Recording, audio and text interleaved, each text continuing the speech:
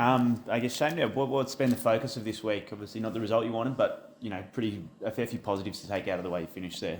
Yeah, we competed real hard against a quality team in the Raiders, so, we get a few back. Even though it was a loss, we got some, as you said, got some good things out of it, and we need to continue those on and continue to play like that, and you will win more on the way home. And how's Val pulled up? Pretty physical game from him, obviously a ripper, but how has he pulled up physically? No, he's fine. He's ready to go. Did a little bit of stuff with him yesterday, recovery stuff, and he's ready to go. And so Corey drops out. What was the thing behind that? You happy with the winger's performance? Do you want to push him to the wing? No, I just thought that, I asked those two boys last week to do a specific job, and I thought they did that.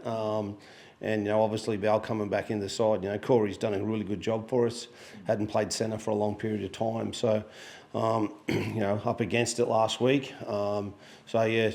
Whether it's the right or wrong decision, those two boys did a good job last week and they get another opportunity this week.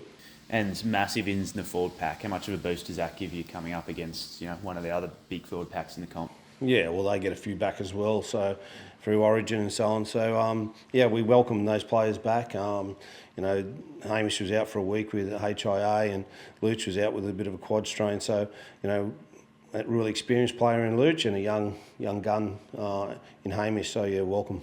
And Sammy Walker, how do you shut him down? Obviously, last year he had a blinder in the Anzac game. Have you learned from that, or do you look back at that game much? Well, I'd like to think we learned from it, yeah. I think there were 6 tries off kicks last year. So, Gutho's, obviously experienced, but there's a whole team responsibility in that, and, we've got a plan around that. Back at Jubilee, and a good doubleheader, first doubleheader of the season at home. Are you expecting a big reception? Yeah, it should be good. I look at the weather. For the girls, it's going to be a nice afternoon. So I expect everyone to get out, and it's the first opportunity, as you said, to watch the girls at home at Cogra Oval, get out on the hill, and then followed by us. So it's really, the girls got off to a really good start last week against Canberra, and it's always good to whether it's our reserve grade or our under 20s or the girls, to get there early and watch them play well. Yourselves and Roosters both coming off a loss. How does that play into it? Yeah, I can't worry too much about the Roosters coming off a loss. I just can control what we can, and that's us. We've had a good week. We know how good the Roosters can be, but we also know how good we can be as well. So we've got to find that. Head-to-head wise, it's been nearly 800 days since you got one over them. Is it a bit of a mental game at all? A lot of those players never played. A lot of those games. This is a new footy team, we need to get out there. And as I said, a lot of young boys out there, and some big occasions, Anzac Day, but it's a big occasion for us tomorrow as well.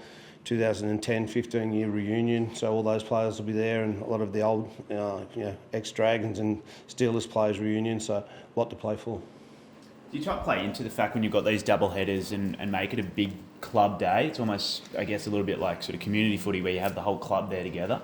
Do you try and play into that? Yeah, we do. I think obviously this year, there's a little bit of interaction. The girls are only training at night still at the moment. So, and next year we move into a new high performance facility where we'll all be under the same roof. So that'll be a little bit more connection. But, I know all the, we love to get there. And as I said, see last week down in Canberra to arrive at the ground and see the girls play so well, it was uplifting.